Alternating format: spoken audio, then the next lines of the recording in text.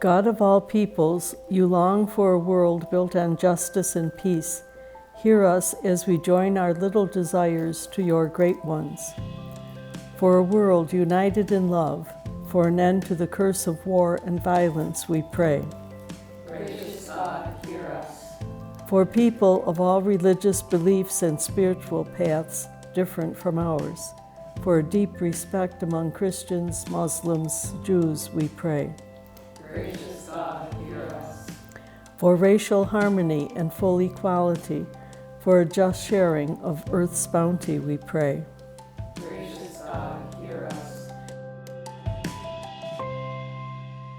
Our founding in 1650, where the sisters had a mandate to do everything of which a woman is capable and to serve the neighbor without distinction, meaning everybody counts. In recent times, I've been thinking about what does it mean to be a Sister of St. Joseph. One thing that's been sticking with me in my mind and heart is that I believe that we're called to learn what love is in a complicated world, in our experience of love and also in how it's meant to be shared. The relationship that we've had with the sisters and continue to have has been instrumental in guiding us. We've been on the prayer board a number of times, and that's been incredible. The idea of a prayer board is anybody with whom we have had contact who has asked us for prayer. And those get woven into our prayer when we meet in the evening. Being on the prayer board was just not that we put our names on the prayer board and we didn't know who was praying or what was being prayed for. We got those updates, and so each day we had a pep talk. We'd receive a phone call from someone here and giving us encouragement. Yeah, they gave us lots a great of deal love. of encouragement and lots of prayers. Yeah, the power prayers of are so powerful. It's one of the greatest tools that anyone could ever ask for. What I see in the sisters around me is how to be a person to another person and how to let that person be a person to you.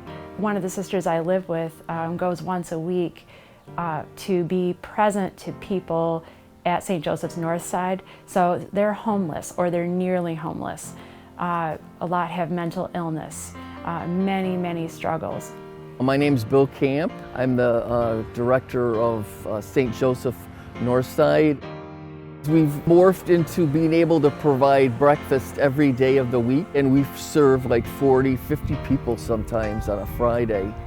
Wednesday, we started having a hot dog roast. There's everybody here. There's kids in the neighborhood that come, grandmothers, and it's really great to see everybody come together.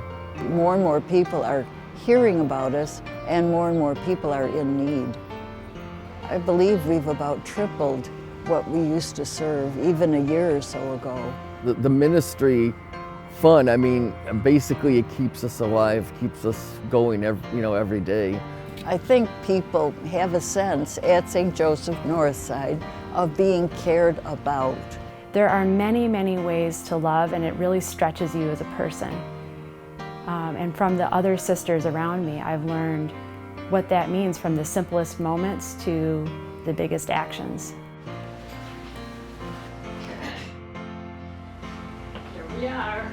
In a practical sense, living in community means that a group of women share the same house and everything that implies, just like a family would.